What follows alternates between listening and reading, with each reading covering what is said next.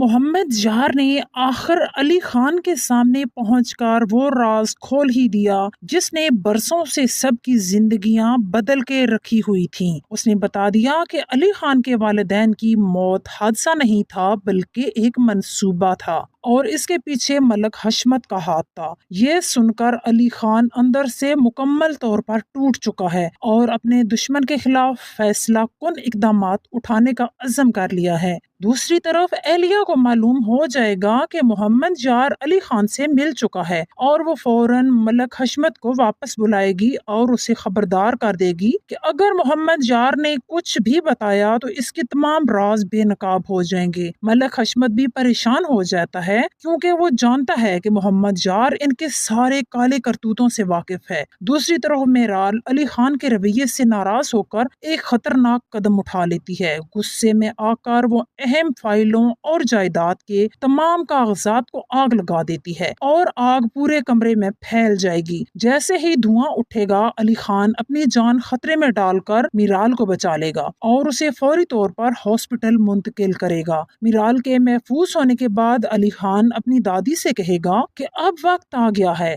سچ میرال کے سامنے لایا جائے تاکہ اسے معلوم ہو سکے جن لوگوں پر وہ بھروسہ کرتی رہی اصل میں وہی اس کے والدین اور علی خان کے دشمن ہیں۔ اسی دوران یعقوب علی خان کو خبر دے گا کہ ملک حشمت واپس آ چکا ہے۔ یہ سنتے ہی علی خان غصے میں اس کے گھر پہنچ جائے گا۔ وہاں دونوں کے درمیان زبردست آمنے سامنے ٹکراؤ ہوگا جہاں برسوں کے تمام راز اور دشمنیاں کھل کر سامنے آ جائیں گی۔ اگر میرال کے سامنے بھی یہ حقیقت آ گئی کہ اہلیہ اور ملک حشمت ہی اصل مجرم ہیں تو وہ اپنی تمام غلط فہمیوں پر شرمندہ ہو۔ ممکن ہے وہ علی خان اور دادی سے معافی بھی مانگے اور اعتراف کرے کہ وہ انتقام کی آگ میں سچ اور جھوٹ کا فرق ہی بھول بیٹھی تھی۔ یوں آنے والی کس رازوں کا انکشاف خطرناک فیصلوں، جذباتی لمحات اور زبردست ٹکراؤ سے بھرپور ہونے والی ہے جہاں ہر کردار کی قسمت ایک نئے موڑ پر پہنچ جائے گی۔